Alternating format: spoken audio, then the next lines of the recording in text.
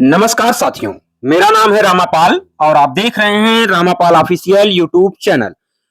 UP panchayat चुनाव 2026 को लेकर के आर्टिकल 243 ई ने सरकार को कटघरे में खड़ा कर दिया है।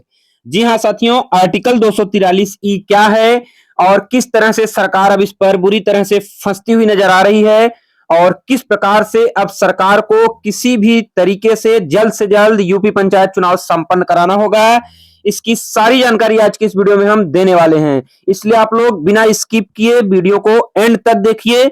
आर्टिकल 243 ई क्या है और कैसे सरकार इस पर बुरी तरह से फंसती हुई नजर आ रही है, इसकी भी जानकारी हम आपको वीडियो के एंड तक जरूर देंगे। यूपी पंचायत चुनाव 2026 को लेकर के सरकार को बहुत बड़ा झटका लगता हुआ दिखाई दे रहा है। क्या संवैधानिक बाध्यता है और संविधान के दायरे में रहकर सरकार को किस प्रकार से कार्य करना होगा, इसकी जानकारी हम आपको दे देते हैं। दरअसल भारतीय संविधान का भाग 9, जिसे 73वें संशोधन के जरिए जोड़ा गया था, ग्रामीण भारत को सशक्त बनाता है। इसी भाग का अनुच्छेद 243 ई पंचायतों की अवधि यानी ड्यूरेशन ऑफ पंचायत को परिभाषित करता है। पंचायत के ड्यूरेशन को परिभाषित करने के लिए ही संविधान के 73वें संशोधन के जरिए भाग 9 में अनुच्छेद 243 ई जोड़ा गया था, जो यह बताता है कि पंचायतों का कार्यकाल यानी उसकी अवधि कितनी हो सकती है और क्या उसे बढ़ाया जा सकता है या नहीं बढ़ाया जा सकता है। साथ ही साथ एक चर्चा काफी दिनों से चल रही है कि पंचायतों के कार्यकाल के साथ साथ पंचायतों में प्रशासक नियुक्ति की, उसकी भी जानकारी हम आपको वीडियो के एंड तक देंगे। इसके मुख्य बिंदु क्या हैं? 243 ई के तहत 5 साल का निश्चित कार्यकाल होता है जब तक उसे कानूनी रूप से भंग न कर दिया जाए। इसके अलावा एक साथ ही साथ चुनाव का समय निर्धारित किया जाता है। पंचायत का कार्यकाल समाप्त होने से पहले ही अगले चुनाव की प्रक्रिया पूरी कर ली जानी चाहिए ताकि सत्ता के हस्तांतरण में कोई कमी न रहे। जी हां, 243 ई कहता है कि किसी भी कार्यकाल को जो 5 वर्ष का होता है, चाहे वह क्षेत्र पंचायत का हो, चाहे जिला पंचायत का हो, चाहे ग्राम पंचायत का हो, 5 साल पूरा होने से पहले ही चुनाव की सारी प्रक्रिया पूरी कर जानी चाहिए। इसलिए पूरी हो जानी चाहिए ताकि सत्ता हस्तांतरण में किसी प्रकार की कोई कठिनाई उत्पन्न न हो।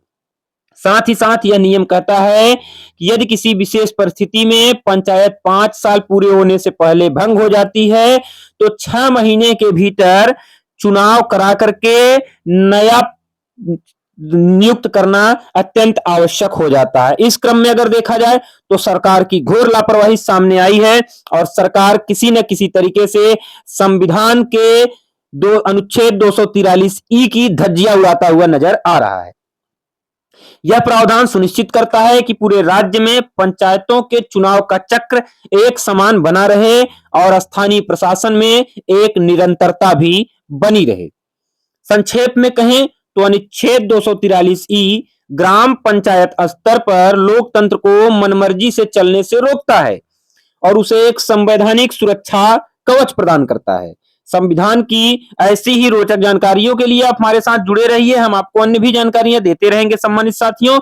लेकिन यहां पर सरकार के द्वारा, योगी सरकार के द्वारा अनुच्छेद 243 ई की धज्जियां उड़ाई जा रही हैं और 26 मई 2026 को वर्तमान पंचायतों का कार्यकाल समाप्त हो जाएगा, लेकिन अभी तक चुनाव संपन्न कराने की दिशा में कोई भी कदम सरकार की तरफ से नहीं उठाया गया है। इसके साथ ही साथियों वोटर लिस्ट भी अभी तक नहीं हो पाई है, उसकी भी जानकारी आज की इस वीडियो में हम आपको प्रोवाइड करवा देना चाहते हैं।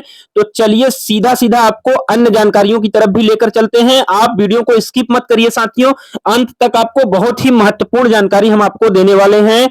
243 ई के तहत वर्तमान में सरकार अब क्या कर सकती है, क्या सरकार चुनाव कराने के लिए बाध्य हो चुकी है या चुनाव टालने के कोई नियम भी हैं, इसकी भी जानकारी हम वीडियो के एंड तक देंगे।